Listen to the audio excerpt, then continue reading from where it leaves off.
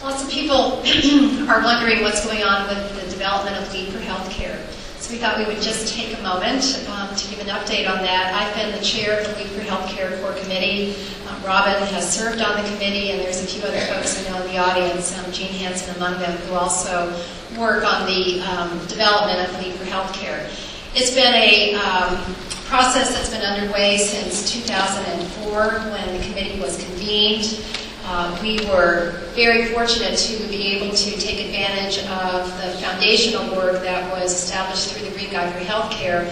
So when LEED for Healthcare began, we didn't have to start from scratch. There was actually a lot of content that, through agreements, we were able to tap into. And in fact, even though it's 4 years into the process, I would say it absolutely accelerated what is a very complex development process to begin to put together a tool that really does respond to and is appropriate for this particular market sector. So where we are now, we are closing out our first public comment period. That was actually a very long span of time. We closed it, first public comment, in December of 2007. Because of the enormous number of comments that we got in. It's taken a long time to pull it all together. And not only were we responsible for responding to each of those comments, but there was a decision made that it made sense with the release of LEED 2009 happening next year, that LEED for Healthcare should align with that. So we wouldn't go out as a LEED for Healthcare 2.2 and then quickly then have to catch up with 2009.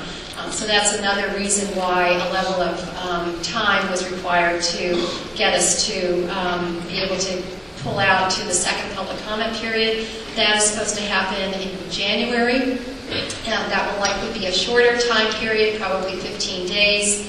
And then we are anticipating and hope that this really holds true, that by the end of second quarter of next year we will have LEED for Healthcare released, along with the reference guide and with the letter templates. And as Robin said, we would expect that with LEED for Healthcare in the market, the pace with which healthcare projects are now viewing LEED as being a relevant tool and a valuable tool for them to use will increase. We know that for projects that have been using LEED, it's sometimes a tough fit to make it work given the realities of healthcare, and that's really why we started on this journey years ago with the Green Guide for Healthcare, followed by LEED for Healthcare.